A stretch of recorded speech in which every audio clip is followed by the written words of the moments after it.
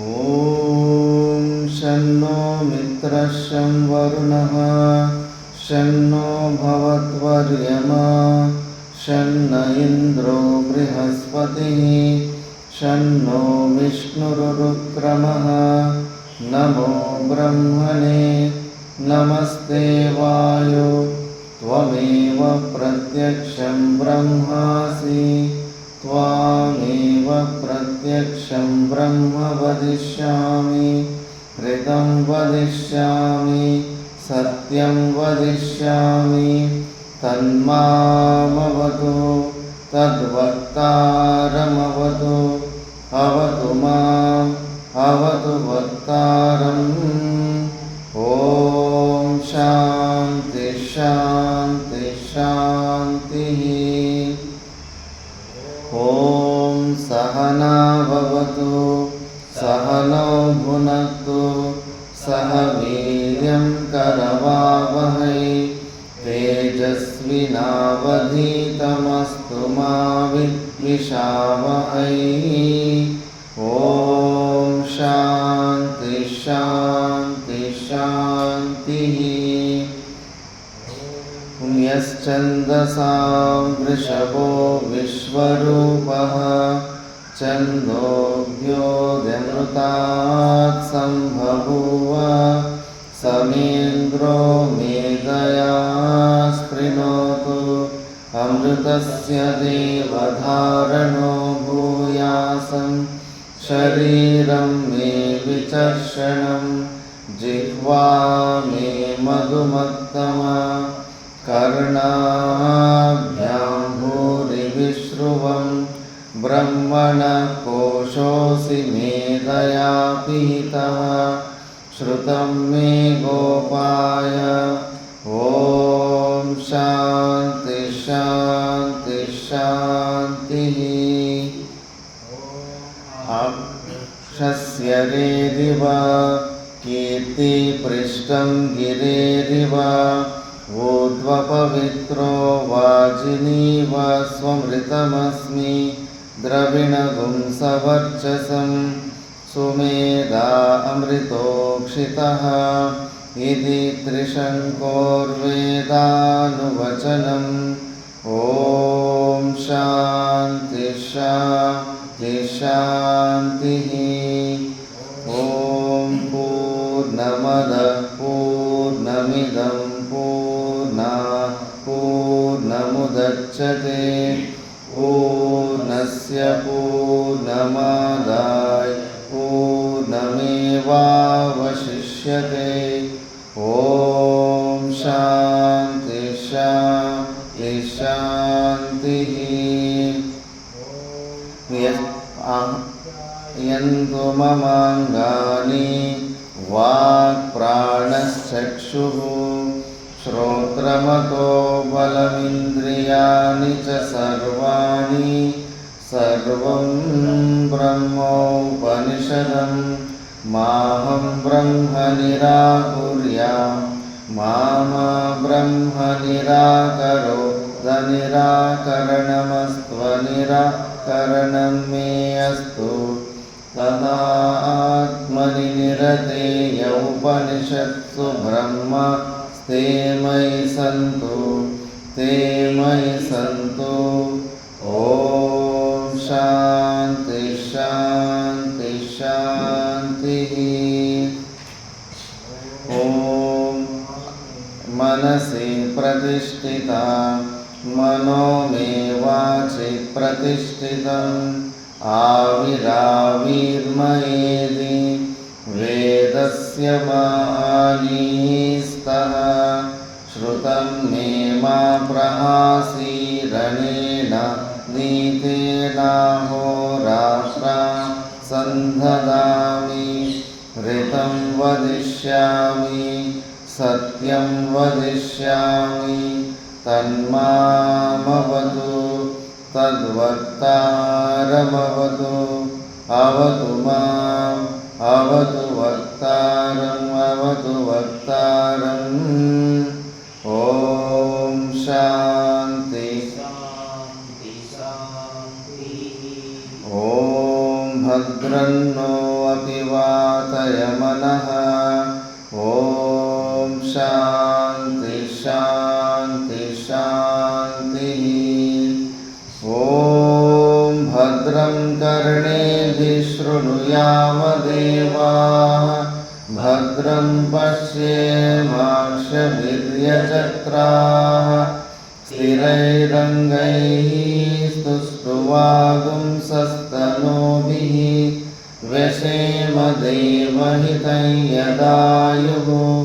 स्वस्ति न इन्द्रो वृद्धश्रवाः स्वस्ति न पूषा विश्ववेदाः स्वस्ति नस्तार्क्ष्यो वरिष्ठनेमिः स्वस्ति नो बृहस्पतिर्ददातु। ॐ शान्ति शान्ति शान्तिः। ॐ यो ब्रह्माणं विदधाति पूर्वं यो वै वेदांश्च प्रहिणोति तस्मै तमहदेवमात्मबुद्धिप्रकाशं मुमुक्षुर्वै शरणमहं प्रपद्ये। ॐ शान्ति शान्ति शान्तिः। ॐ नमो ब्रह्मादिभ्यो ब्रह्मविद्यासम्प्रदायकर्तृभ्यो वंशर्षिभ्यो महद्भ्यो नमो गुरुभ्यः। सर्वोपप्लवरहितः प्रज्ञानगणः प्रत्यगर्तो ब्रह्मैवाहमस्मि ब्रह्मैवाहमस्मि। ॐ शान्ति शान्ति शान्तिः। ॐ नारायणं पद्मभवं वसिष्ठं शक्तिं च तत्पुत्रपराशरं च व्यासं शुकं गौडपदं महान्तं गोविन्दयोगीन्द्रमतास्य शिष्यं श्रीशङ्कराचार्यमतास्य पद्मपादं च हस्तामलकं च शिष्यं तं तोटकं वातिककारमन्य नस्मद्गुरुं सन्ततमानतोऽस्मि। ॐ शान्ति शान्ति।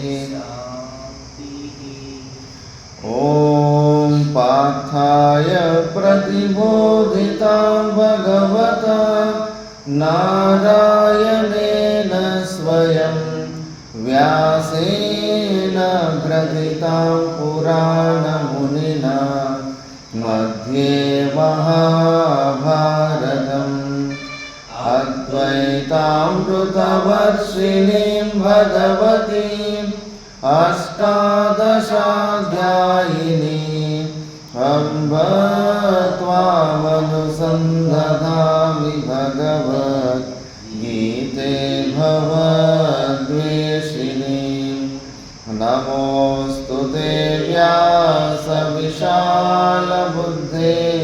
पुल्लारविन्दायतपत्रनेत्र येन त्वया भारततैलपूर्णः प्रज्वालितो ज्ञानमयः प्रदीपः पारिजाताय स्तोत्रवेत्रैकपाणये ज्ञानमुद्राय कृष्णाय गीतामृतदुहे नमः। वसुदेवसुतं देवं कंसचाणूरमर्दनं देवकी परमानन्दं कृष्णं वन्दे जगद्गुरुम्। द्रोणतटा जयद्रथजला गान्धारनीलोत्पला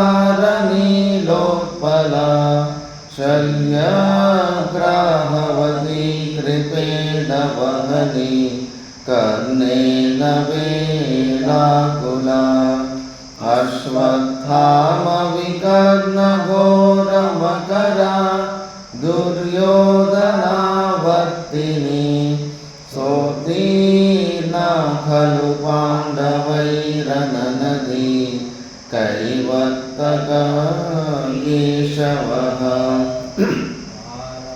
शर्यवचः सरोजममलं गीतार्थगन्धोद्घटं नानाख्यानककेसरं हरिकथा सम्बोधनाबोधितं लोके सज्जनषट्पदैरहरः पेपीयमानं मुदा भूयाद्भारतपङ्कजं कलिमल प्रध्वंसिना श्रेयसे मूकं करोति वाचालं पङ्गुं लङ्घयते गिरिं यत्कृपातमहं वन्दे परमानन्दमाधवम् शान्ताकारं भुजगशयनं पद्मनाभं सुरेशं विश्वाधारं गगनसदृशं मेघवर्णं शुभाङ्गं लक्ष्मीकान्तं कमलनयनं योगिहृद्ध्यानगम्यं विष्णुं भवभयहरं सर्वलोकैकनाथं यं ब्रह्मा वरुणेन्द्ररुद्रमरुतः स्तुन्वन्ति दिव्यैस्तवैः वेदैः साङ्गपदक्रमोपनिषदैः गायन्ति यं सामगाः ध्यानावस्थिततद्गतेन मनसा पश्यन्ति यं योगिनो यस्यान्तं न विदुः देवाय तस्मै नमः देवाय तस्मै नमः। ॐ शान्ति शान्ति शान्ति। ॐ नारायणः परो व्यक्तात् अण्डमव्यक्तसम्भवम् अण्डस्यान्तस्त्विमे लोकाः सप्तद्वीपा च मेदिनी। ॐ शान्ति शान्ति ಶಾಂತಿಃ। ನಾವು ಭಗವದ್ಗೀತೆಯ ದ್ವಿತೀಯ ಅಧ್ಯಾಯ ಸಾಂಖ್ಯಯೋಗ್ಯದ ಬಗ್ಗೆ ವಿಚಾರ ಮಾಡ್ತಿದ್ವಿ. ಇದರಲ್ಲಿ 21ನೇ ಶ್ಲೋಕದ ಬಗ್ಗೆ ವಿಚಾರ ಮಾಡ್ತಿದ್ವಿ. ವೇದಾವಿನಾಶಿನಂ ನಿತ್ಯಂ ಯಯೇನ ಮಜಮವ್ಯಯಂ ಕಥಂ ಸ ಪುರುಷಃ ಪಾರ್ಥ ಕಂ ಘಾತಯತಿ ಹಂತಿಕಂ. ఇది కన్నడలోనే రికార్డ్ అయిపోయింది గ్రూప్లో, తర్వాత చెప్తా. ಈ ಶ್ಲೋಕದಲ್ಲಿ ಆತ್ಮನ ನಿಜವಾಗ್ಲೂ ತಿಳ್ಕೊಂಡಿದ್ರೆ ಆತ್ಮ ಅನ್ನೋ ಕರ್ತ ಅಂತ ಹೇಗೆ ಅಂದ್ಕೊಳ್ಳೋಕ್ಕೆ ಸಾಧ್ಯ ಆಗುತ್ತೆ, ಮತ್ತು ಕರ್ಮ ಅಂತ ಹೇಗೆ ಅಂದ್ಕೊಳ್ಳೋದಕ್ಕೆ ಸಾಧ್ಯ ಆಗುತ್ತೆ. ಇಂಪಾಸಿಬಲ್ ಅನ್ನೋ ವಿಷಯನ ಪರಮಾತ್ಮ ಶ್ಲೋಕದಲ್ಲಿ ಹೇಳಿದ್ದ. ಅದೇ ವಿಚಾರ ಮಾಡ್ತಿದ್ದಾಗ ಪೂರ್ವಪಕ್ಷಿ ಅನೇಕ ಪ್ರಶ್ನೆಗಳು ಕೇಳ್ತಾ ಇದ್ದಾನೆ. ಅದಕ್ಕೆ ನಾವು ಉತ್ತರ ಕೊಟ್ಕೊಂಡ್ಬಂದಿದ್ದೀವಿ. ಇವಾಗ ಮತ್ತೆ ಕೆಲವರು ತತ್ರ ಕೇಚಿತ್ ಪಂಡಿತಂ ಮನ್ಯಾಹ, ಇದು ಉಚ್ಚಾರಣೆ ಮಾಡಿಲ್ಲಲ್ಲ ಭಾಷ್ಯದಲ್ಲಿ, ಅದರಲ್ಲಿ ಸಿಗೋದಿಲ್ಲ. ತತ್ರ ಕೇಚಿತ್ ಪಂಡಿತಮನ್ಯಾಹ ವದಂತಿ ಜನ್ಮಾದಿ ಷಡ್ಭಾವ ವಿಕ್ರಿಯಾರಹಿತಃ ಅವಿಕ್ರಿಯಃ ಅಕರ್ತ ಏಕಃ ಅಹಂ ಆತ್ಮ ಇತಿ ಕಸ್ಯಚಿತ್ ಜ್ಞಾನಂ ಉತ್ಪದ್ಯತೆ.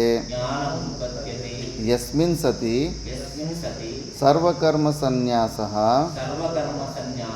ಉಪದಿಶ್ಯತೆ ತತ್ನ न जायते न जायते इत्यादि इत्यादि शास्त्रोपदेशाः शास्त्रोपदेशाः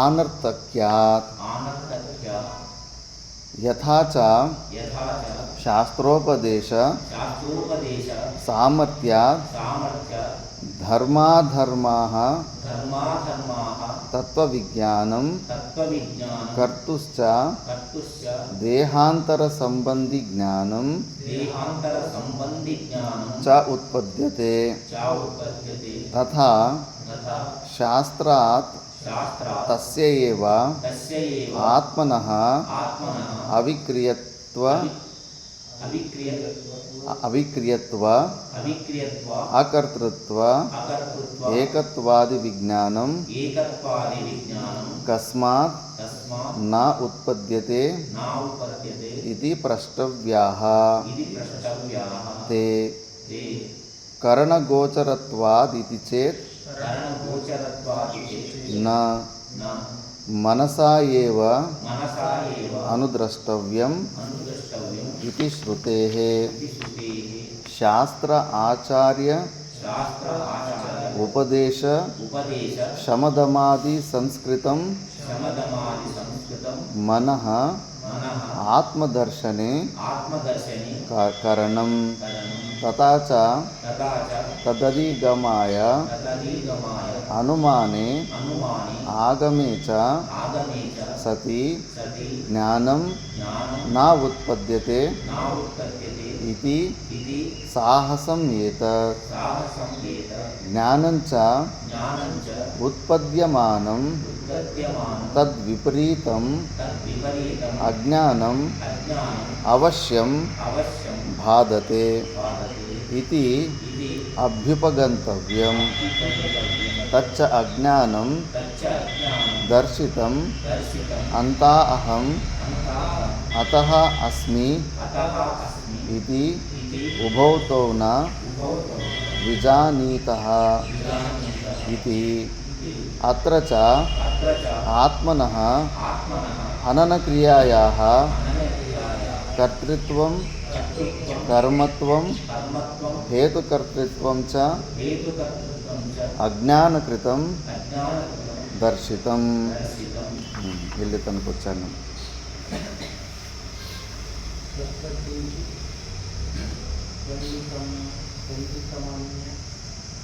मन्याः पंडितमन्याः वदन्ति जन्मादि षड्भावविक्रिया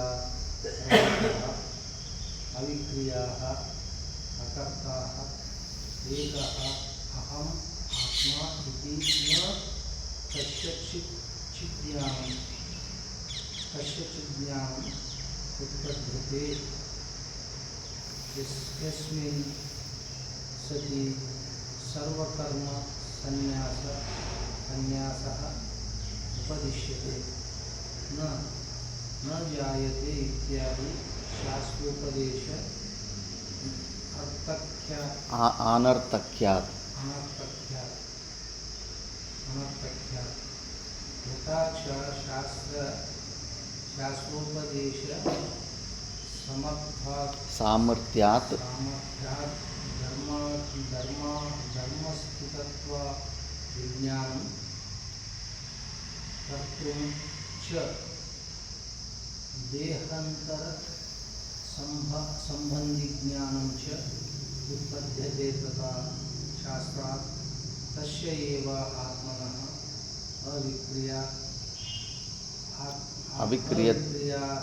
अविक्रियत्व अकर्तृत्व अक्रियत्व अकृतत्व एकत्वादि विज्ञानं कस्मात् न उत्पद्यते इति प्रष्टव्यः करणगोचरत्वात् इति चेत् न मनसै एव अनुद्रष्टव्यम् इति श्रुतेः शास्त्राचार्य उपदेशशमदमादि संस्कृतं मनः आत्मादर्शने करणं तथा च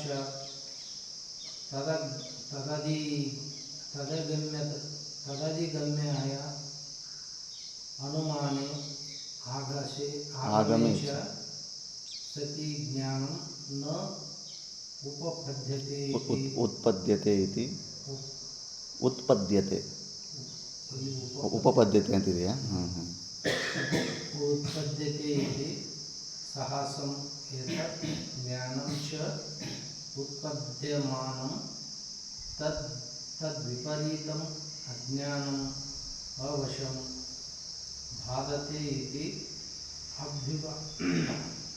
अभ्युपगन्तव्यं तच्च अज्ञानं दर्शितम् अन्तः अहम् अतः अस्मि इति उभौ तौ न विजानीतः इति अत्र च आत्मनः अननविक्रियाः कर्तृत्वं कर्मत्वं हेतुकर्तृत्वं च अज्ञानकृतं दर्शितं तच्च ಅಷ್ಟೇ ಅಲ್ಲಿ तत्र केचित् पण्डितमन्या वदन्ति जन्मादि षड्भावविकाररहितः अविक्रियः अकर्ता एकः अहम् आत्मा इति न कस्यचित् ज्ञानम् उत्पद्यते यस्मिन् सति सर्वकर्मसन्न्यास उपदेश्यते न जायते इत्यादि शास्त्रोपदेशा अनर्थक्यात् यथा च शास्त्रः उपदेश सामर्थ्यात् धर्म अस्तित्व विज्ञानं अस्तित्वविज्ञानं कर्तुः च देहान्तरसम्बन्ध ज्ञानं च उत्पद्यते तथा शास्त्रात् तस्य एव आत्मनः अविक्रियत्व अकर्तृत्व एकत्वादि विज्ञानं तस्मात् न उत्पद्यते इति प्रष्टयाः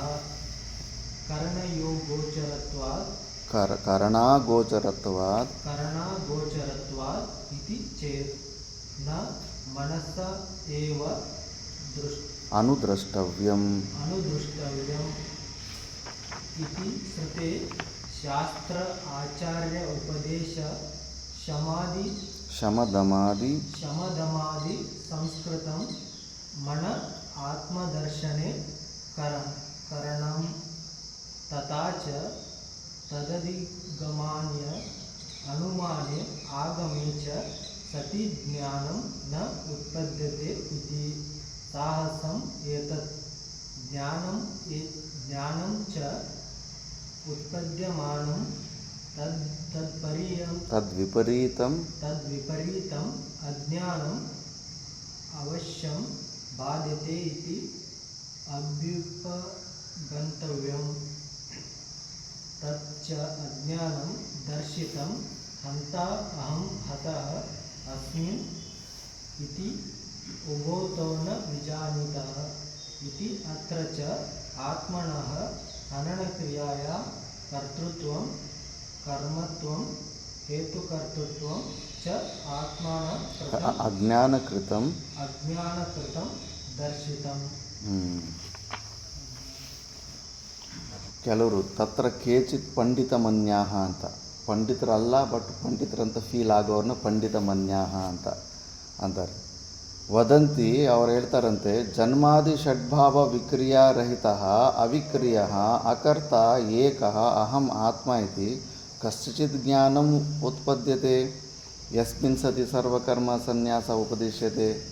ನೀವು ಹೇಳ್ತಾ ಇರೋ ಲಕ್ಷಣಗಳಲ್ಲಿ ನಾನು ಕರ್ತ ಅಲ್ಲ, ನಾನು ಭೋಕ್ತಾ ಅಲ್ಲ, ಷಡ್ಭಾವ ವಿಕಾರಗಳು ನನ್ನಲ್ಲಿ ಇಲ್ಲ ಅನ್ನೋ ವ್ಯಕ್ತಿ ಒಬ್ಬನು ಪ್ರಾಕ್ಟಿಕಲಾಗಿ ಕಾಣಿಸ್ತಾ ಇಲ್ವಲ್ಲ ಅಂತ. ನಮ್ಮೆಲ್ಲರ ಪ್ರಾಬ್ಲಮ್ ಇದ್ದಂಗೆ ಪೂರ್ವಪಕ್ಷಿ ಪ್ರಾಬ್ಲಮ್. ಎಲ್ಲಿ ನೋಡಿದ್ರೂ ಕೂಡ ಉಪಾಧಿಗತ ದೋಷಗಳು ನೋಡ್ತಾ ಇರ್ತೀವಿ. ಎಂಥ ದೊಡ್ಡ ರಾಮಕೃಷ್ಣ ಪರಮಹಂಸರ ಅಂತ ಅವ್ರು ಕೂಡ ಅವ್ರಿಗೂ ಥ್ರೋಟ್ ಕ್ಯಾನ್ಸರ್ ಬಂದಿತ್ತು, ವೃದ್ಧಾವಸ್ಥೆ ಬಂದಿತ್ತು. ನೋಡ್ತಾ ಇದ್ರಿಗೆ ಅವ್ರ ಜೀವನ ಕೂಡ ಪರಾಧೀನವಾಗಿದೆ ಅನ್ನೋ ಥರ ನಮಗೆ ಅನಿಸ್ತಾ ಇರುತ್ತೆ. ಮತ್ತು ಪೂರ್ವಪಕ್ಷಿಗೆ ಅನಿಸೋದಿಲ್ವಾ? ಮತ್ತು ಅದಕ್ಕೆ ಅವನು ಸಾಧ್ಯನೇ ಇಲ್ಲ. ನೀವೇನು ಸರ್ವಕರ್ಮ ಸನ್ಯಾಸ ಅಂತಿದ್ದೀರಾ, ಅದು ಹೇಗೆ ಮಾಡೋದಕ್ಕೆ ಸಾಧ್ಯ ಆಗುತ್ತೆ? ಅಂಥದ್ದೊಂದು ಸ್ಥಿತಿ, ಅಂಥ ಒಂದು ವ್ಯಕ್ತಿಯನ್ನು ನಾವು ಯಾರೂ ಕಂಡೇ ಇಲ್ವಲ್ಲ. ಪ್ರಾಕ್ಟಿಕಲ್ ಎಕ್ಸಾಂಪಲಲ್ಲಿ ಒಂದು ಇಲ್ವಲ್ಲ ಅಂದರೆ ಆ ಥರ ಇದಿಲ್ಲ. ನೀವು ಒಂದು ವೇಳೆ ಆ ಥರ ಸರ್ವಕರ್ಮ ಸನ್ಯಾಸ ಮತ್ತು ಷಡ್ಭಾವ ವಿಕಾರಗಳು ಅನ್ನೋ ರಹಿತವಾದಂಥ ಸ್ಥಿತಿ ಇಲ್ಲವೇ ಇಲ್ಲ ಅನ್ನೋ ಮಾತು ನೀವು ಹೇಳಿದ್ರೆ ಮತ್ತು ಶಾಸ್ತ್ರದ ಮಾತು ವ್ಯರ್ಥ ಆಗಿಬಿಡುತ್ತೆ. ನ ಜಾಯತೆ ಇತ್ಯಾದಿ ಶಾಸ್ತ್ರ ಉಪದೇಶ ಅನರ್ಥಕ್ಯಾತ್. ಮತ್ತು ಶಾಸ್ತ್ರದ ಮಾತು, ವೇದದ ಮಾತು ಸುಳ್ಳಂತ ನೀನು ಒಪ್ಕೋಬೇಕು. ಯಾಕಂದರೆ ಶಾಸ್ತ್ರದ ಮಾತೇ ಭಗವದ್ಗೀತೆಯಲ್ಲಿ ಬಂದಿರೋದು, ಉಪನಿಷತ್ತು ಇನ್ನು ವಾಕ್ಯಗಳೇ ಇಲ್ಲಿ ಶ್ಲೋಕಗಳು ಮಾಡಿರೋದು. ಮತ್ತು ಶಾಸ್ತ್ರನೇ ವ್ಯರ್ಥ ಆಗಿಬಿಡುತ್ತೆ. ಮತ್ತು ಆತ್ಮದ ಲಕ್ಷಣಗಳು ಹೇಳುವಂಥ ಶಾಸ್ತ್ರನೇ ವ್ಯರ್ಥ ಆಗಿಬಿಡುತ್ತೆ. ಮತ್ತು ಅದಕ್ಕೆ ಯಥಾಚ ಶಾಸ್ತ್ರ ಉಪದೇಶ ಸಾಮರ್ಥ್ಯ ಅದು ಸರಿ, ನಮಗೇನು ನೀನು ಅಂತಿದ್ದೀಯಲ್ಲ ಅಂಥದ್ದೇನು ಪ್ರಾಕ್ಟಿಕಲ್ ಕಾಣಿಸ್ತಾ ಇಲ್ಲ ಅಂತ. ಮತ್ತು ನೀವು ಶಾಸ್ತ್ರ ಉಪದೇಶ ಸಾಮರ್ಥ್ಯದಿಂದ ಧರ್ಮ ಅಧರ್ಮ, ಧರ್ಮದ ಬಗ್ಗೆ ಅಧರ್ಮದ ಬಗ್ಗೆ ನಾಲೆಡ್ಜು, ಮತ್ತು ಸ್ವರ್ಗಕ್ಕೆ ಹೋಗುವ ಮಾರ್ಗಗಳು, ಅವುಗಳ ಅನುಷ್ಠಾನ, ಅವೆಲ್ಲ ಏನು ಸ್ವರ್ಗ ಅಂದ್ರೇಗೇ ಈ ಶರೀರ ನಿಲ್ಲಿಬಿಟ್ಟು ಇನ್ನೊಂದು ಶರೀರ ದೇಹಾಂತರ ಸಂಬಂಧಿ ವಿಜ್ಞಾನಂಚ ನಿಮ್ಮದು ಮತ್ತೆ ಉತ್ಪನ್ನ ಆಗೋದಿಲ್ಲ. ನೀವೇನಾದರೂ ಪ್ರೂಫ್ ತೋರ್ಸೋಕ್ಕಾಗುತ್ತಾ? ನೀವು ಓದಿರೋಂಥ ಕರ್ಮಕಾಂಡ ವಾಕ್ಯಗಳನ್ನು ಓದಿಬಿಟ್ಟು ಇಲ್ಲಿ ಶರೀರ ಬಿಟ್ಟು ಅಲ್ಲಿ ಸ್ವರ್ಗಕ್ಕೆ ಹೋಗಿರೋನು ಅಲ್ಲಿಂದ ಕನ್ಫರ್ಮೇಷನ್ ಲೆಟರ್ ಏನಾದರೂ ಬರುತ್ತಾ? ಇಲ್ಲ ತಾನೇ. ನೀವು ಕರ್ಮಕಾಂಡ ಮಂತ್ರಗಳನ್ನು ಮತ್ತು ನಿಮ್ಮ ಶಾಸ್ತ್ರ ಕೂಡ ಮತ್ತು ನಮ್ಮನ್ನು ಬೆರಳೆತ್ತಿ ತೋರಿಸ್ತಾ ಇದೆಯಲ್ಲ, ನಿಮ್ಮದ್ರಲ್ಲೂ ಆ ದೋಷ ಬಂದುಬಿಡುತ್ತೆ. ಮತ್ತು ಶಾಸ್ತ್ರದ ಮಾತನ್ನು ನಂಬಕ್ಕೆ ಪ್ರಾಕ್ಟಿಕಲ್ ಏನು ಕಾಣಿಸ್ತಾ ಇಲ್ಲ ಅಂದರೆ ನಮಗೆ ಮಾತ್ರ ಎಲ್ಲಿ ಕಾಣಿಸ್ತದೆ? ಸ್ವರ್ಗಕ್ಕೆ ಹೋಗಿರೋರು ಏನು ಗ್ಯಾರಂಟಿ? ಮತ್ತು ನೀನು ವಿಶ್ವಾಸ ಇಟ್ಟಿದ್ದಾನೆ, ಶಾಸ್ತ್ರದ ಮಾತಲ್ಲಿ ವಿಶ್ವಾಸ ಇಟ್ಟಿದ್ದಾನೆ. ಅದೇ ಥರ ಶಾಸ್ತ್ರದ ಮಾತು ಅನರ್ಥವಾಗೋದಿಲ್ಲ. ಅದಕ್ಕೆ ಶಾಸ್ತ್ರ ಹೇಳ್ತಾ ಇದೆ ಷಡ್ಭಾವ ವಿಕಾರಗಳು ನಮ್ಮ ಆತ್ಮಸ್ವರೂಪದಲ್ಲಿ ಇರೋದೇ ಇಲ್ಲ ಅಂದ್ಬಿಟ್ಟು. ಮತ್ತು ಇಲ್ಲ ನಮ್ಮದು ಸ್ವರ್ಗ ಇವೆಲ್ಲ ಕೂಡ ದೃಶ್ಯ ವಸ್ತು, ದೃಶ್ಯ ಕೋಟಿಗೆ ಬರುತ್ತೆ. ನಮ್ಮದೆಲ್ಲ ಇಂದ್ರಿಯಗಳಿಂದ ಕರ್ಣಗೋಚರ ಇರುತ್ತೆ. ನಾವು ಈಗ ಅರ್ಜುನ ಸ್ವರ್ಗಕ್ಕೆ ಹೋಗಿ ಬಂದವನೇ, ಎಷ್ಟೋ ಋಷಿಗಳು ಸ್ವರ್ಗಕ್ಕೆ ಹೋಗಿ ಬಂದವ್ರೆ, ಆ ಇತಿಹಾಸನೆಲ್ಲ ನಂಬಲೇಬೇಕಾಗುತ್ತೆ. ಆ ಥರ ಬಟ್ ನಿಮ್ಮ ಆತ್ಮ ಕರ್ಣ ಅಗೋಚರತ್ವಾತ್ ಇತಿ ಚೇತ್, ನಿಮ್ಮ ಆತ್ಮ ಇಂದ್ರಿಯಗಳಿಂದ ಗೋಚರ ಆಗೋದಿಲ್ವಲ್ಲ. ಮತ್ತು ಅದು ಹೆಂಗೆ ಅಂಥ ಸ್ಥಿತಿ ಎಲ್ಲಿ ಪ್ರಾಪ್ತಿಯಾಗುತ್ತೆ ಅಂದರೆ ಚೇತನ ನಾವು ಕರ್ಣ ಅಗೋಚರ ಅನ್ನೋದು ಯಾವ ಥರ ಅಂದರೆ ಇದಂತಯ ಅಸಂಸ್ಕೃತ ಮನಸ್ಸಿಂದ ನಾವು ಅದನ್ನು ನೋಡೋದಕ್ಕಾಗೋದಿಲ್ಲ. ಮನಸಾ ಏವ ಅನುದ್ರಷ್ಟವ್ಯಂ ಅಂತ ಇನ್ನೂ ಬೃಹದಾರಣ್ಯಕ ಉಪನಿಷತ್ ಅಂತ ಅದರಿಂದನೇ ನೋಡಬೇಕಂತ. ಅದು ಆ ಮನಸ್ಸು ಎಂಥ ಮನಸ್ಸು ಅಂತಂದರೆ ಶಾಸ್ತ್ರ ಆಚಾರ್ಯ ಉಪದೇಶ ಶಮದಮಾದಿ ಸಂಸ್ಕೃತ ಮನ ಆತ್ಮದರ್ಶನೇ ಕರಣಂ. ಇಂಥ ಮನಸ್ಸಿಂದಾನೇ ನಾವು ನೋಡಬೇಕು. ನಮಗಿರೋದು ಒಂದೇ ಟೂಲು, ಆ ಬುದ್ಧಿ ಮನಸ್ಸು. ಆ ಬುದ್ಧಿ ಮನಸ್ಸು ಮುಂಚೆ ಸ್ವಾಭಾವಿಕವಾಗಿ ಮನಸ್ಸು ಬುದ್ಧಿಗಳಲ್ಲಿ ಏನೆಲ್ಲ ಬರ್ತಾಯಿತ್ತು ಅದೆಲ್ಲ ಮಾಡ್ಕೊಂಡು ಹೋಗ್ತಾಯಿದ್ವಿ. ಅದು ಅಸಂಸ್ಕೃತ ಮನಸ್ಸು. ಇಂದ್ರಿಯೇಶು ರಮಂತೆ ಐತೆ ಅಸುರ ಅಂತಾರೆ. ಅಸುರ ಅಂದರೆ ರಾಕ್ಷಸರಂತ ಇಂದ್ರಿಯ ಭೋಗಗಳಲ್ಲಿ ಯಾರು ಎಂಟರ್ಟೈನ್ಮೆಂಟ್ ತೊಗೊತಾ ಇರ್ತಾರೋ ಅವರೆಲ್ಲ ಅಸುರರು ಅಂದ್ಬಿಟ್ಟು.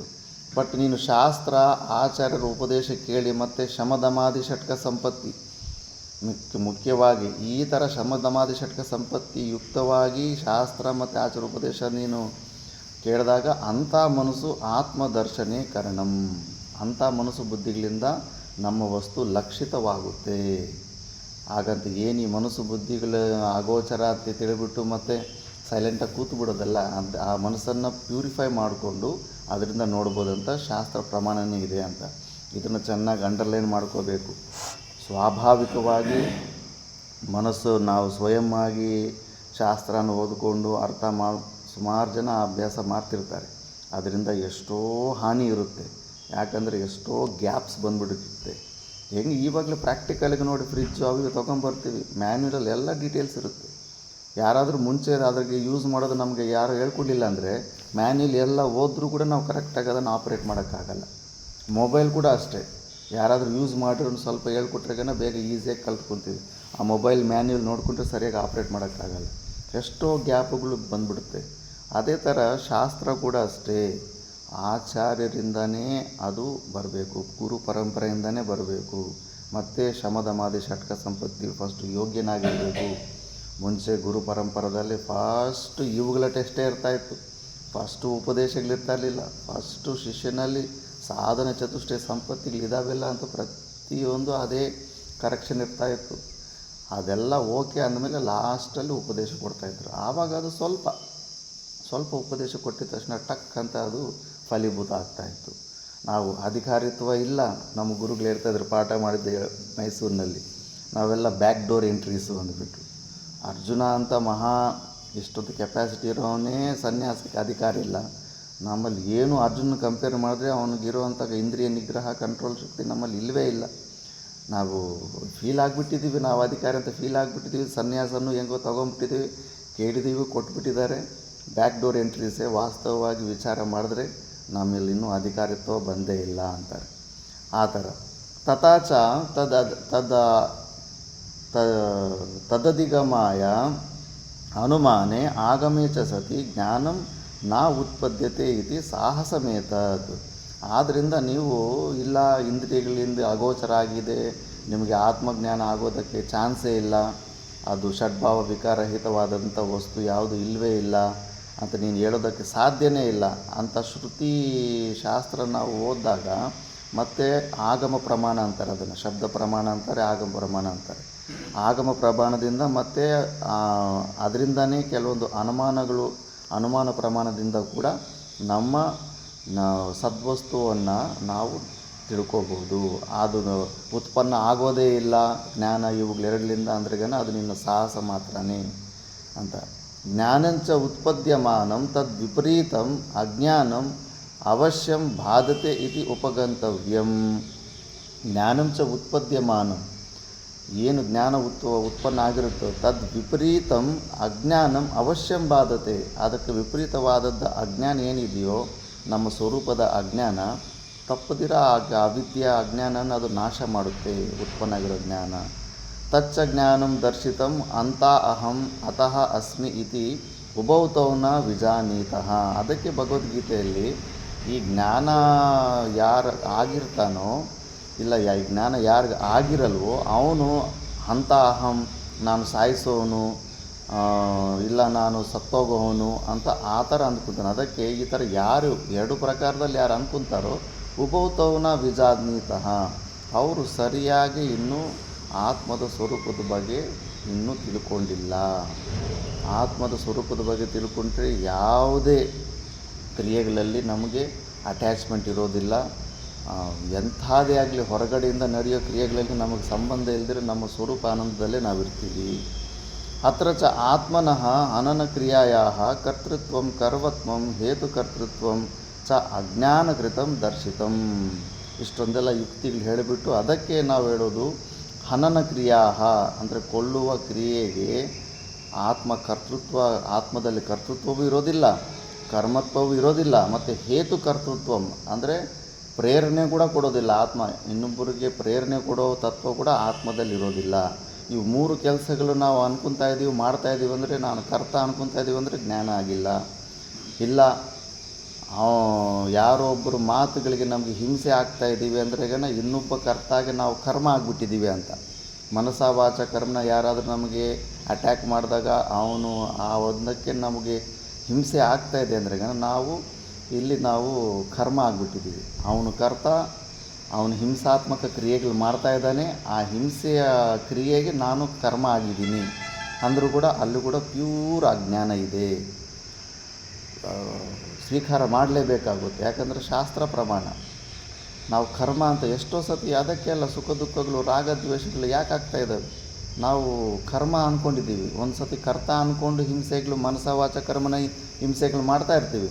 ಇನ್ನೊಂದು ಸತಿ ಯಾರಾದರೂ ಆ ಕಡೆಯಿಂದ ಅಟ್ಯಾಕ್ ಬಂದಾಗ ನಾನು ಆ ಹಿಂಸೆಗೆ ಗುರಿಯಾಗಿದ್ದೀನಿ, ಟಾರ್ಚರ್ಗೆ ಗುರಿಯಾಗಿದ್ದೀನಿ. ಎಷ್ಟು ಅಜ್ಞಾನ ಅದು.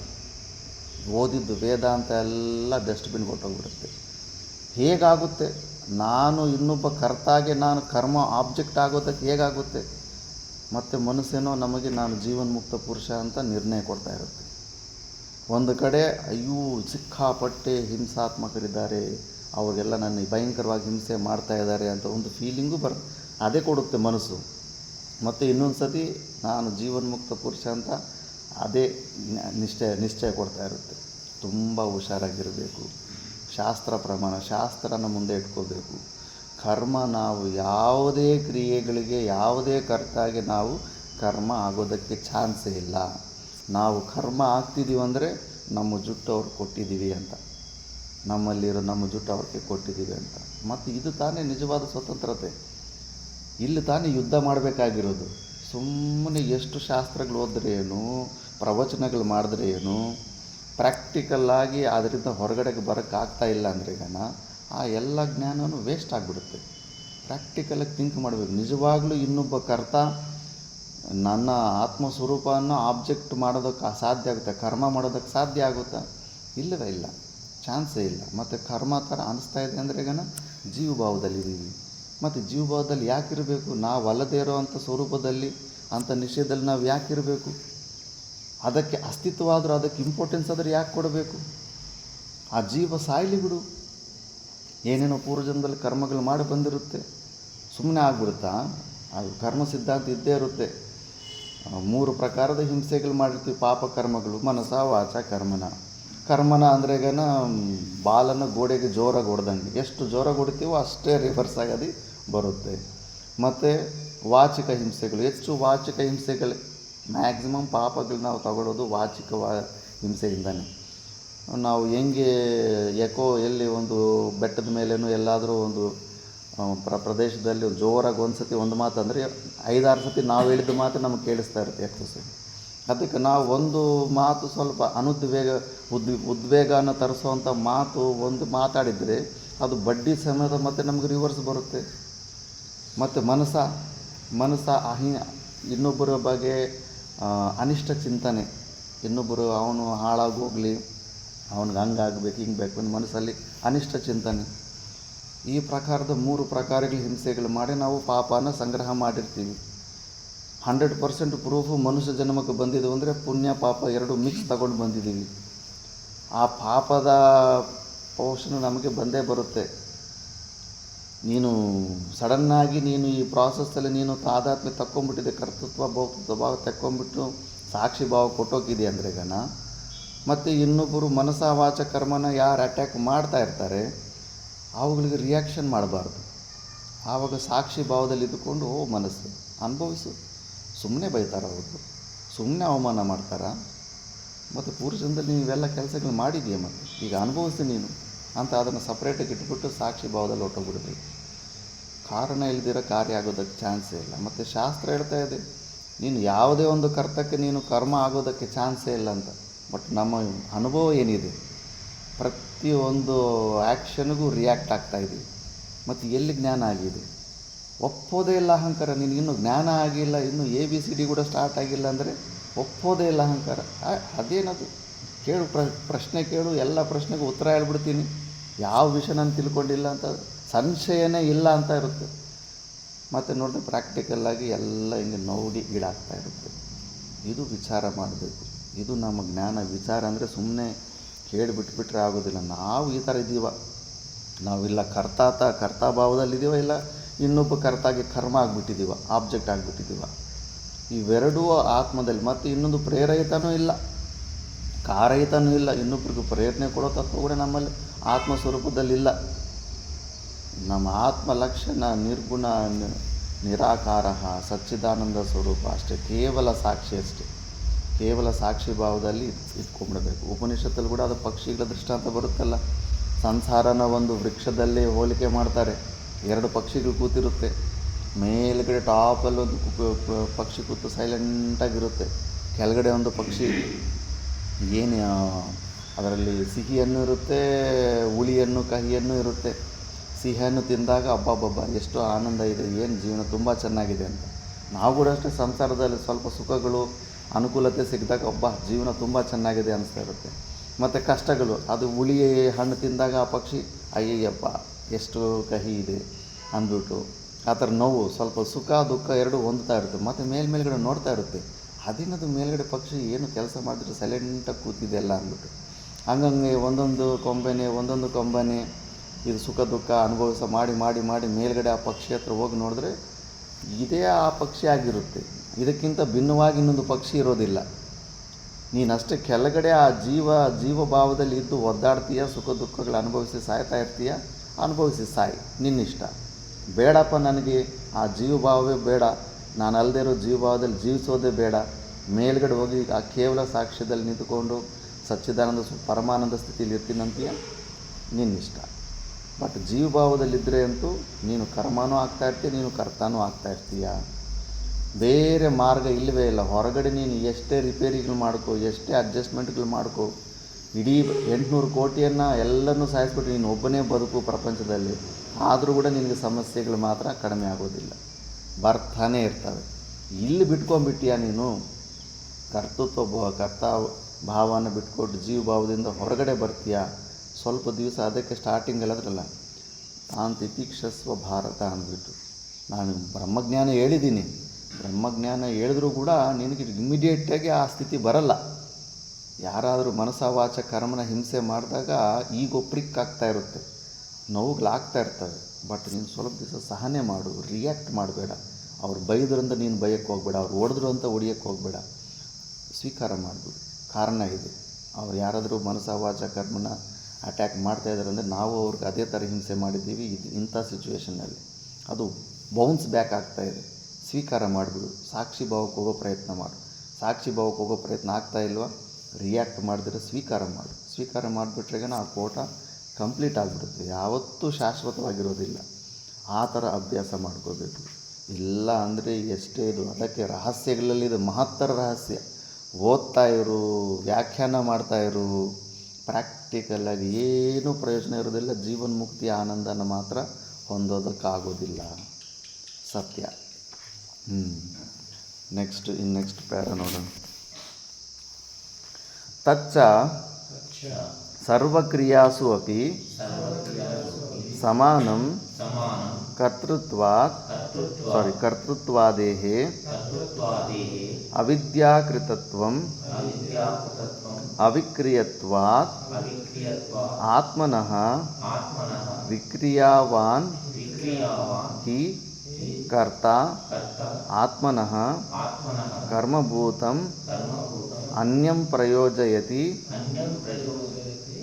ಕುರ್ವಿತಿ ತದ್ ಏತದ್ ಅವಿಶೇಷೇಣ ವಿದುಷಃ ಸರ್ವಕ್ರಿಯಾಸು ಕರ್ತೃತ್ವಂ ಹೇತುಕರ್ತೃತ್ವಂಚ ಪ್ರತಿಷೇಧತಿ ಭಗವಾನ್ ವಿದುಷಃ ಕರ್ಮಾಧಿಕಾರಾಭಾವ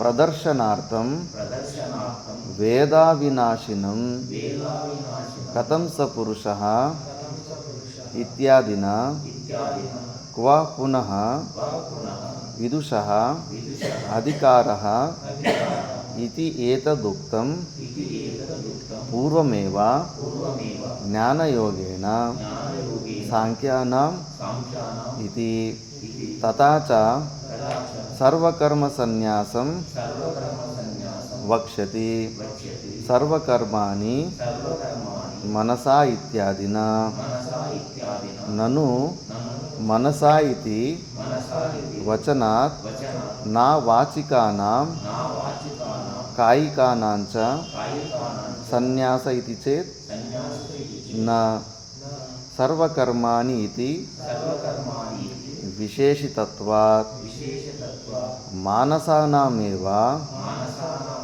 ಸರ್ವಕರ್ಮಾಣಾಂ ಇತಿ ಚೇತ್ ನ ಮನೋವ್ಯಾಪಾರಪೂರ್ವಕತ್ವಾತ್ ವಾಕ್ಕಾಯ ವ್ಯಾಪಾರಾಣಾಂ ಮನೋವ್ಯಾಪಾರಾಭಾವೇ ತದನುಪಪತ್ತೇಃ ಶಾಸ್ತ್ರೀಯಾನಾಂ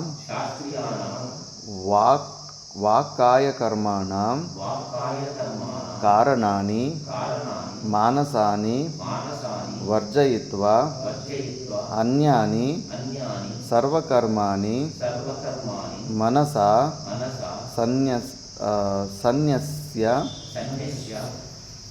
ಸನ್ಯಸೇತ್ ಇತಿ ಚೇತ್ ನೈವ ಕುರ್ವನ್ ನ ಕಾರಯನ್ ಇತಿ ವಿಶೇಷಣಾತ್ ಸರ್ವಕರ್ಮ ಸನ್ಯಾಸಃ ಅಯಂ ಭಗವತೋಕ್ತಃ ಮರಿಷ್ಯತಃ न जीवतः न जीवतः इति चेत् इति चेत् न न नवद्वारे पुरे नवद्वारे पुरे देहि आस्ते देहि आस्ते इति विशेषण अनुपपत्तेः. इति विशेषणपत्तये. ಇಲ್ಲಿ ತನಕ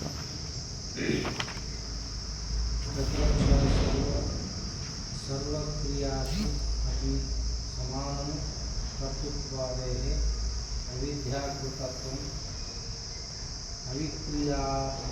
अविक्रियत्वात् आत्मनः विक्रियवान् हि कर्ता आत्मनः कर्मभूतम् अन्यं प्रयोजनयति कुरु इति तत् एतत् अविशेषेण विदुषः सर्वक्रियासु कर्तृत्वं हेतुकर्तृत्वं च प्रतिषेधति. भगवान् विदुषः कर्माधिकार अभाव प्रदर्शनार्थ वेद विनाशिनं कथं स पुरुष इत्यादिनः. पुनः विदुषः अधिकार इति एतत् उक्तं पूर्वम् एव ज्ञानयोगेन सांख्यानाम् इति तथा च सर्वसन्न्यासं वक्ष्यति सर्वकर्माणि मनसा इत्यादिना. ननु समान इति ननु मनसा इति वचनात् न वाचिकानां कविकानां च संन्यास इति चेत् न सर्वकर्माणि इति विशेषणत्वात्.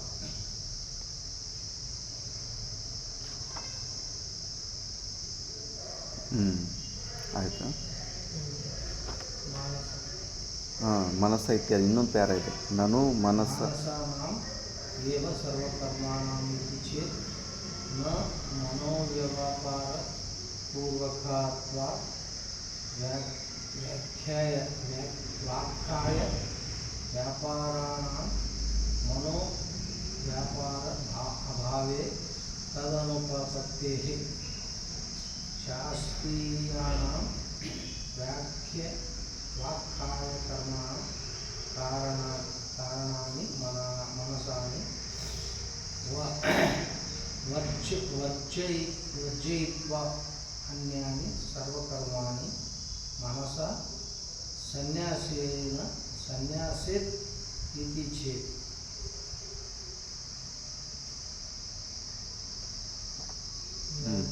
ಸನ್ಯಾಸ ಇನ್ನೊಂದು ಲೈನ್ ಇದೆ.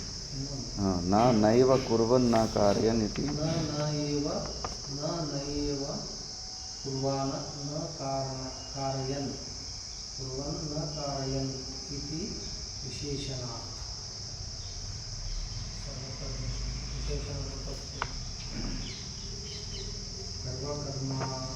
ಸರ್ವಕರ್ಮ ಸನ್ಯಾಸ. ಭಗವಾನ್ ಉಕ್ತೋ मारिष्यतः न जीवत इति चेत् नवद्वारे पुरे देहि आस्ते इति विशेषणानुपपत्तेः.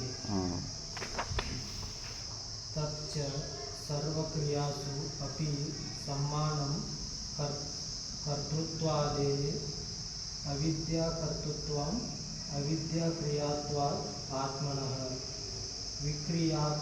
विक्रियावान् हि कर्ता आत्मनः कर्मभूतम् अन्यं प्रयोजयति कुरु इति तद् एतद् अविशेषेण विदुषः सर्वक्रियासु कर्तृत्वं हेतुकर्तृत्वं च प्रतिषेधति.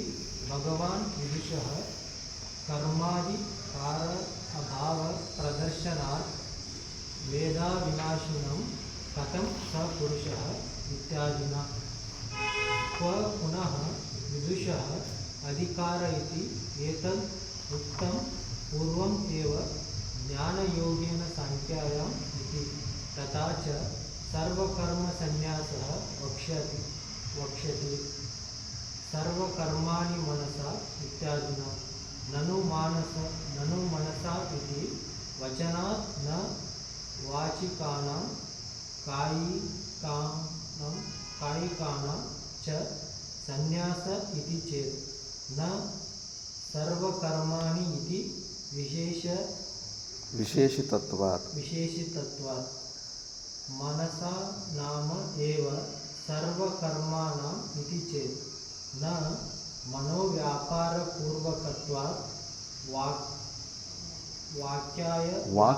वाक्काय व्यापारणा मनोव्यापारभावे तदनुपपद्यते शास्त्रीयानां वाक्काय कर्माणं कारयनि मनसानि वर्जयित्वा अन्यानि सर्वकर्माणि मनसा संन्यसेत् इति चेत् नैव कुर्वन् न कारयन् इति विशेषणात् सर्वकर्मसन्न्यासः अयं भगवता उक्तः मरिष्यतः न जीवित इति चेत् न नवद्वारे पुरे देहि आस्ते इति विशेषण अनुपपद्यते ತಚ್ಚ ಸರ್ವಕ್ರಿಯಾಸು ಅಪಿ ತಚ್ಚ ಅಂದರೆ ಆತ್ಮದ ಅಜ್ಞಾನ. ಆ ಆತ್ಮದ ಅಜ್ಞಾನನೇ ಮೂಲ ಕಾರಣ. ಯಾವುದರಲ್ಲಿ? ಸರ್ವಕ್ರಿಯಾಸು ಅಪಿ ಸಮಾನಂ ಕರ್ತೃತ್ವಾದೇಹೆ. ಕರ್ತೃತ್ವ ಭೋಕ್ತೃತ್ವ ಬುದ್ಧಿ ಬರೋದಕ್ಕೆ ಕೇವಲ ಆತ್ಮದ ಅಜ್ಞಾನನೇ. ನಮ್ಮ ಸ್ವರೂಪದ ಬಗ್ಗೆ ನಾವು ತಿಳ್ಕೊಳ್ದಿರ ನಾನು ಜೀವ ಅಂತ ಅಂದ್ಕೊಂಡೆ ಮತ್ತು ನಾನು ಕರ್ತ ಭೋಕ್ತ ಅಂದ್ಕೊಂಡು ಎಲ್ಲ ಅನರ್ಥಗಳಿಗೆ ಮೂಲ ಕಾರಣ ಅದೇ.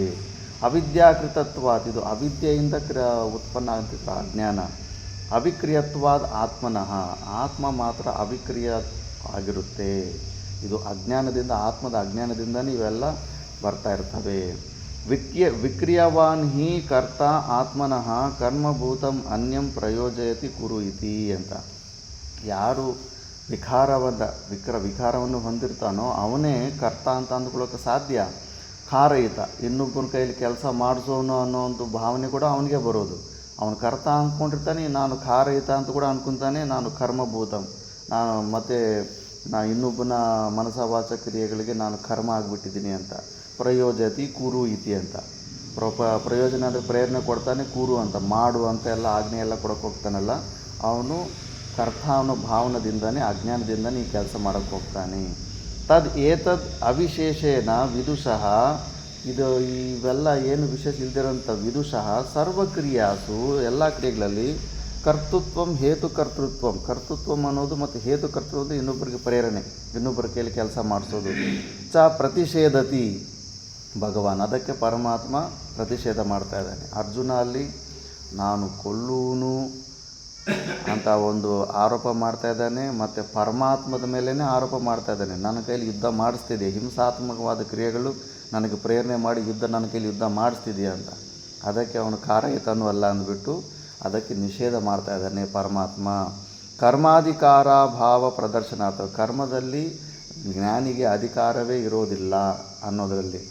ವೇದಾವಿನಾಶನಂ ಕಥಂ ಸಪುರುಷ ಇತ್ಯಾದಿನ, ಈ ಶ್ಲೋಕದಲ್ಲಿ ಜ್ಞಾನಿ ಆದವನಲ್ಲಿ ಅವನು ನಿಜವಾಗ್ಲೂ ಕರ್ಮದಲ್ಲಿ ಅಧಿಕಾರ ಇರೋದಿಲ್ಲ, ಅವನು ಕರ್ತ ಅಂದ್ಕೊಳ್ಳೋದಿಲ್ಲ, ಭೋಕ್ತ ಅಂದ್ಕೊಳ್ಳೋದಿಲ್ಲ.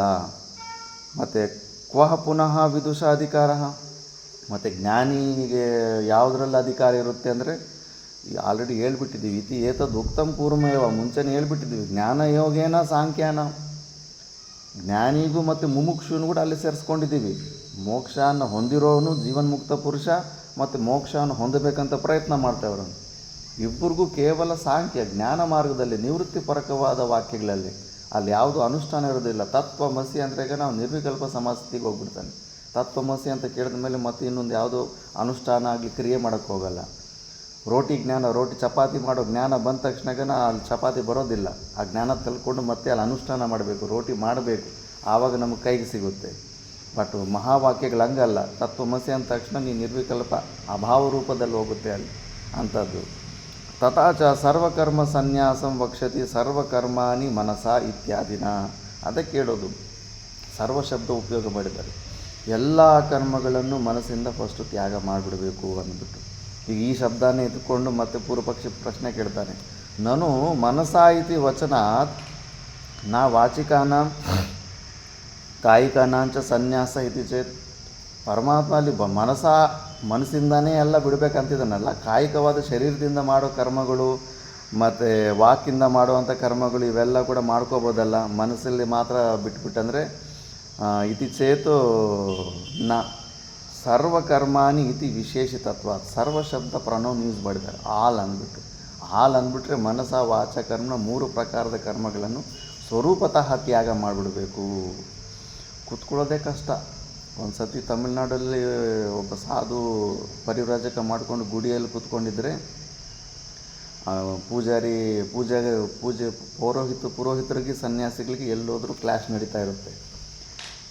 ಸನ್ಯಾಸಿಗೆ ಒಂದು ಡೈಲಾಗ್ ಅಂತಾರೆ, ಇಬ್ಬರು ಶತ್ರುಗಳಿರ್ತಾರೆ, ಒಂದು ನಾಯಿ ಒಂದು ಪುರೋಹಿತ, ಇವರಿಬ್ಬರು ಶತ್ರುಗಳಿರ್ತಾರೆ ಅಂದ್ಬಿಟ್ಟು ಎಲ್ಲೋದ್ರೂ ಕೂಡ ಕ್ಲಾಶಸ್ ನಡೀತಾ ಇರುತ್ತೆ. ಯಾಕಂದರೆ ನಮ್ಮ ದಕ್ಷಿಣಕ್ಕೆ ಒಬ್ಬ ಸನ್ಯಾಸಿ ಒಬ್ಬ ಸಾಧು ಇದ್ದರೆ ಸಾಧುಗೆ 100 ರೂಪಾಯಿ ಕೊಟ್ಟು ಅವನು ಬ್ರಾಹ್ಮಣಿಗೆ 50 ರೂಪಾಯಿ ಕೊಡ್ತಾರೆ. ನನ್ನ ದಕ್ಷಿಣದಲ್ಲಿ ಇವನು ಭಾಗಿ ಆಗಿಬಿಡ್ತಾನೆ ಅಂದ್ಬಿಟ್ಟು ಅವ್ರು ಸನ್ಯಾಸಿಗೆ ಮೇಲೆ ಸಿಕ್ಕಾಪಟ್ಟೆ ದ್ವೇಷ ಇಟ್ಕೊತಾರೆ. ಆ ಗುಡಿಯಲ್ಲಿ ಸನ್ಯಾಸಿ ಒಬ್ಬ ಕೂತ್ಕೊಂಡಿದ್ರೆ ನಾವು ಪೂಜಾರಿ ಎಲ್ಲ ಪೂಜೆ ಮಾಡಿ ಸ್ವಲ್ಪ ಕ್ಲೀನ್ ಮಾಡೋವಾಗ ಕಸ ಗುಡಿಯೋವಾಗ ಪಕ್ಕಕ್ಕೆ ಕೂತ್ಕೋ ಅಂತೆಲ್ಲ ಇದು ಮಾಡಿ ಮನಸ ವಾಚ ಏನೆಲ್ಲ ಮಾಡ್ತಾಯಿದ್ದಾನೆ. ಆದರೂ ಕೂಡ ಸನ್ಯಾಸಿ ಸ್ವರೂಪನ ತಿಳ್ಕೊಂಡ್ರು ಏನು ಕ್ರಿಯೇಟ್ ಮಾಡ್ತಾನೆ. ಬೈದರು, ಅವಮಾನ ಮಾಡಿದ್ರು, ಏನು ತಲೆ ಕೆಡಿಸ್ಕೊಳ್ಳೋದಿಲ್ಲ. ಮತ್ತೆ ಹಂಗೆ ಕೂತ್ಕೊಂಡಿದ್ರೆ ಮತ್ತೆ ಬೇಕಂತ ಕೆದರ್ತಾ ಬಂದು ಜಗಳ ಆಡೋಕ್ಕೆ ನೀವೆಲ್ಲ ದಂಡಪಿಂಡಗಳು ಸಮಾಜದ ಮೇಲೆ ಭಾರ ಆಗಿದ್ದಾರೆ ನೀವು, ಹಿಂಗೆಲ್ಲ ಹಿಂಸೆ ಮಾಡ್ತಾ ಇರ್ತಾನೆ. ನಿನಗೆ ಏನು ಗೊತ್ತು ಸನ್ಯಾಸದ ಮೇಲೆ ವಿಚಾರ ಮಾಡಿದ ಮೇಲೆ, ಸನ್ಯಾಸ ಅಂದರೆ ಅಷ್ಟು ಈಸಿ ಅಲ್ಲ. ನೀನು ಅಂದ್ಕೊಂಡಾಗ ಇಷ್ಟು ನೀನು ಲೈಟ್ ವೆಯ್ಟಾಗಿ ಮಾತಾಡ್ತಾ ಇದೆಯಾ, ಸುಮ್ಮನೆ ಕೂತಿದ್ಯಾ ಅಂತ ಇಷ್ಟೊಂದು ಸತಿ ಹೇಳ್ತಿದೆಯಲ್ಲ. ಸುಮ್ಮನೆ ಕೊಡೋದು ಅಷ್ಟೊಂದು ಈಸಿ ಅಲ್ಲ. ಬೇಕಾದ್ರೆ ನೀನು ಕೂಡೋದು ಅದೇನು ಕಷ್ಟ, ಸುಮ್ಮನೆ ಕೂಡೋದು ಅಂದ್ಬಿಟ್ಟಿದ್ದು ಆ ಚಾಲೆಂಜನ್ನು ರಿಸೀವ್ ಮಾಡ್ಕೊತಾನೆ. ಸನ್ಯಾಸ ನೀನು ಮಾಡೋ ಕೆಲಸ ನಾನು ಎಷ್ಟು ದಿವಸ ಬೇಕು ಅಷ್ಟು ಮಾಡ್ತೀನಿ, ನೀನು ಎಷ್ಟು ದಿವಸ ಕೊಡ್ತೀಯ ನೀನು ಬೇಕಾದ್ರೆ ಸೈಲೆಂಟಾಗಿ ಕೊಡು. ನಾನಾದರೂ ಹೊರಗಡೆ ಹೋಗಿ ಭಿಕ್ಷೆ ತೊಗೊಂಬರ್ತೇನೆ, ನಾನು ನಿನಗೆ ಭಿಕ್ಷೆ ಕೂಡ ತೊಗೊಂಬಂದು ನಿನ್ನ ಮುಂದೆ ಇಡ್ತೀನಿ, ಸುಮ್ಮನೆ ಕೂಡು ನೋಡು ಅಂತ. ಸರಿಯಾಗಿ ಯಾಕೆ ಕೂಡೋದೇನು ದೊಡ್ಡ ಕಷ್ಟನ ಅಂದ್ಬಿಟ್ಟು ನಾನು ಕೂಡ್ತೀನಿ ಅಂತ ಕೂಡ್ತಾನಂತೆ. ಒಂದು 3-4 ತಾಸುಗಳಿಗಿಂತ ಹೆಚ್ಚು ಕೂಡೋಕ್ಕಾಗಲ್ವಂತೆ. ಮತ್ತು ಅವನೇ ಸರೆಂಡ್ರ್ ಆಗಿಬಿಡ್ತಾನಂತೆ. ಸುಮ್ಮನೆ ಕೊಡೋದು ಅಷ್ಟು ಈಸಿ ಅಲ್ಲ. ಅದೇ ಆ ಕೆಲಸ ಸುಮ್ಮನೆ ಕೂಡಿಸೋ ಕೆಲಸ ಮಾಡಬೇಕಂತ ಗುರುಗಳು ಶಾಸ್ತ್ರ ಎಲ್ಲ ಪ್ರಯತ್ನ ಮಾಡ್ತಾರೆ.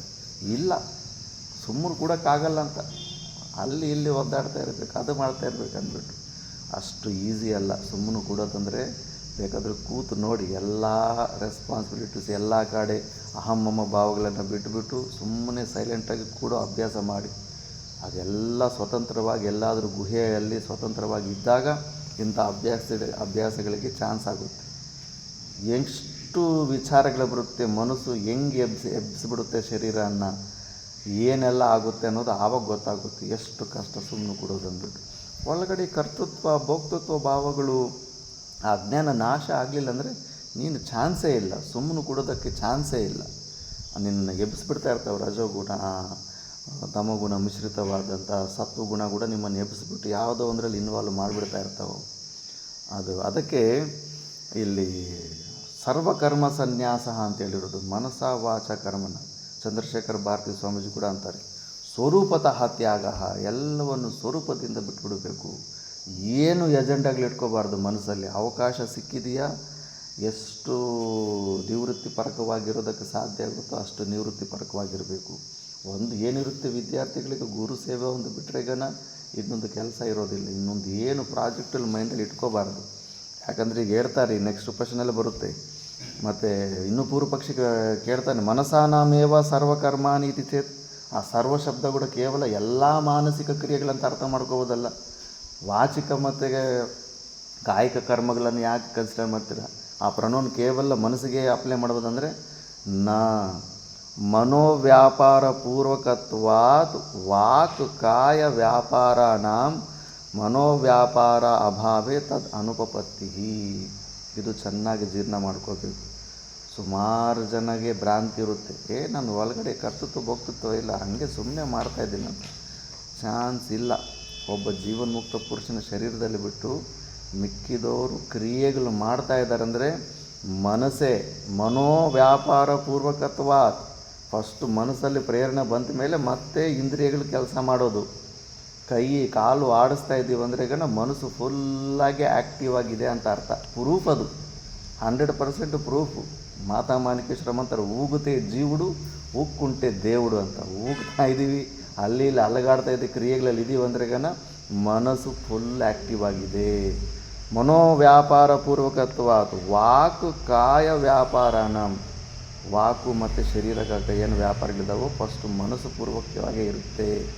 ಆದ್ದರಿಂದ ಮನೋವ್ಯಾಪಾರ ಅಭಾವೇ ತದ್ ಅನುಪತ್ತಿ. ಮನಸ್ಸು ಇಲ್ಲ ಅಂದರೆ ಶರೀರ ಇಂದ್ರಿಯಗಳೇನು ಕೆಲಸ ಮಾಡೋಕ್ಕಾಗೋದಿಲ್ಲ. ಪಾಠ ಮಾಡ್ತಿದ್ದಾಗ ಮನಸ್ಸು ಬೇರೆ ಕಡೆ ಇನ್ನೊಂದು ಯೋಚನೆ ಮಾಡ್ತಾಯಿದ್ರೆ ಹೇಳಿದ್ದು ಮಾತ್ರ ರಿಜಿಸ್ಟ್ರೇಷನ್ ಆಗೋದಿಲ್ಲ. ಓದ್ತಾ ಇರೋ ಲೈನ್ಗಳು ಎಲ್ಲಿ ತನಕ ಉಚ್ಚಾರಣೆ ಮಾಡಿದೆವೋ ಅದು ಗೊತ್ತಾಗೋದಿಲ್ಲ, ಮನಸ್ಸು ಬೇರೆ ಕಡೆ ಹೋಗಿತ್ತಂದ್ರೆ ಮತ್ತಿನ್ನು ಶರೀರದಲ್ಲಿ ಕ್ರಿಯೆ ಆಗೋದಕ್ಕೆ ಚಾನ್ಸ್ ಇರುತ್ತಾ? ಮನಸ್ಸಲ್ಲಿ ಮನಸ್ಸು ಪೂರ್ವಕವಾಗಿ ಇವೆಲ್ಲ ನಡೀತಾ ಇರ್ತವೆ. ಅದಕ್ಕೆ ಸರ್ವ ಅನ್ನೋ ಉಪಸರ್ಗ ಅದು ಕೇವಲ ಮನಸ್ಸು ಮಾನಸಿಕ ಕರ್ಮಗಳಿಗಲ್ಲ, ಕಾಯಿಕ ವಾಚಿಕ ಕರ್ಮಗಳು ಎಲ್ಲ ಪ್ರಕಾರದ ಕರ್ಮಗಳು ಕೂಡ ಅದು ಇದು ಮಾಡ್ಕೋಬೇಕು. ಶಾಸ್ತ್ರೀಯಾನಾಂ ವಾಕ್ಕಾಯ ಕರ್ಮಾಣಾಂ ಕಾರಣಾನಿ ಮಾನಸಾನಿ ವರ್ಜಯಿತ್ವ ಅನ್ಯಾನಿ ಸರ್ವಕರ್ಮಾಣಿ ಮನಸಾ ಸನ್ಯಸೇತ್ ಇತಿ ಚೇತ್. ಅಂದರೆ ಶಾಸ್ತ್ರೀಯಾನಾಂ ವಾಕ್ಕಾಯ ಕರ್ಮ ಅಂದರೆ ಕೇವಲ ಶಾಸ್ತ್ರ ವಿಹಿತವಾದ್ದು. ಮಿಕ್ಕಿದ ಕೆಲಸಗಳೆಲ್ಲ ಬಿಟ್ಬಿಡೋಣ, ಎದ್ದೇಳೋದು ಕೂತ್ಕೊಳ್ಳೋದು ಅವೆಲ್ಲ. ಬಟ್ ಶಾಸ್ತ್ರ ವಿಹಿತವಾದ ಶಾಸ್ತ್ರೀಯನಾಂ ವಾಕ್ ಕಾಯಕರ್ಮನಾಂ ಕಾರಣಾನಿ ಮಾನಸಾನಿ ವರ್ಜಯಿತ್ವ. ಶಾಸ್ತ್ರದಲ್ಲಿ ಏನೇನೆಲ್ಲ ಇರುತ್ತಲ್ಲ ಅದು ಮಾತ್ರ ನಾವು ವರ್ಜಿತ ಮಾಡಿಬಿಟ್ಟು ಅನ್ಯಾನಿ ಅಂದರೆ ಸರ್ವಕರ್ಮಾನಿ ಮನಸ ಸಂಧ್ಯಸೇದಿತಿ ಚೇತ್.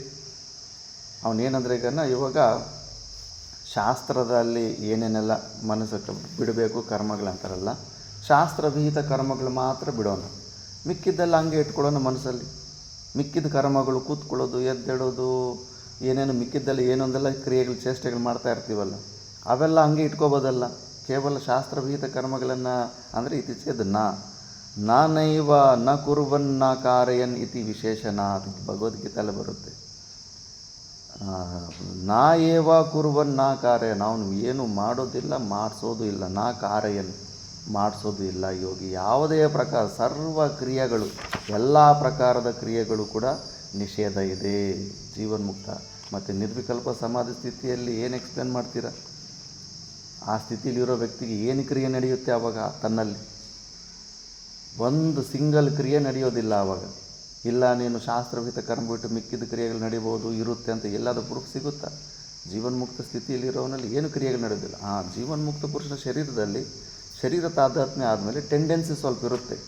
ಆ ಲಿಝರ್ಡ್ದು ಬಾಲ ಕಟ್ ಮಾಡಿದ್ಮೇಲೆ ಸ್ವಲ್ಪ ಹೊತ್ತು ಹೆಂಗೆ ಶೇಕ್ ಆಗಿ ಬಂದಾಗುತ್ತೆ. ಫ್ಯಾನ್ ಸ್ವಿಚ್ ಆಫ್ ಮಾಡಿದ ತಕ್ಷಣ ಟಕ್ ಅಂತ ಬಂದಾಗಲ್ಲ, ಸ್ವಲ್ಪ ತಿರುಗಿ ಮೆಲ್ಲಗೆ ಇರುತ್ತೆ. ಆ ಟೆಂಡೆನ್ಸಿ ಮಾತ್ರ ಇರುತ್ತೆ ಅಷ್ಟೇ. ಮಿಕ್ಕಿದ್ದು ಮಾತ್ರ ಯಾವುದೇ ಪ್ರಕಾರದ ಕ್ರಿಯೆಗಳಿಗೆ ಅವಕಾಶವೇ ಇಲ್ಲ. ಸರ್ವಕರ್ಮ ಸನ್ಯಾಸ ಅಯಂ ಭಗವತ ಉಕ್ತ ಮರಿಷ್ಯತಃ ನ ಜೀವತಃ ಇತಿ ಚೇತ್. ಈ ಸರ್ವಕರ್ಮ ಸನ್ಯಾಸ ಅಂದರೆ ಜ್ಞಾನವನ್ನು ಹೊಂದಿಬಿಟ್ಟು ಶರೀರನ ಬಿಟ್ಬಿಟ್ಟಿರ್ತಾನಲ್ಲ, ಸತ್ತೋಗಿರೋ ವ್ಯಕ್ತಿಗೆ ಅದು ಅನ್ವಯ ಆಗುತ್ತೆ, ಬದುಕಿರೋನಿಗಲ್ಲ ಅಂತ ಈ ಥರ ಅನ್ಕೊಂತ ಪೂರ್ವಪಕ್ಷಿ ಅಂತಾನೆ. ಇತಿ ಚೇತ್ ಯಾಕಂದರೆ ನವದ್ವಾರೇ ಪುರೇ ದೇಹಿ ಆಸ್ತೆ ಇತಿ ವಿಶೇಷಣ ಅನುಪಪತ್ತೇ. ಜೀವನ್ಮುಕ್ತಿ ಅನ್ನೋದು ಶರೀರದಲ್ಲಿದ್ದಾಗಲೇ, ಈ ಶರೀರದಲ್ಲಿ ಜೀವಿತ ಅವಸ್ಥೆಯಲ್ಲಿದ್ದಾಗಲೇ ಜೀವನ್ಮುಕ್ತ ಜೀತೆ ಹುಯೇ ಮುಕ್ತು.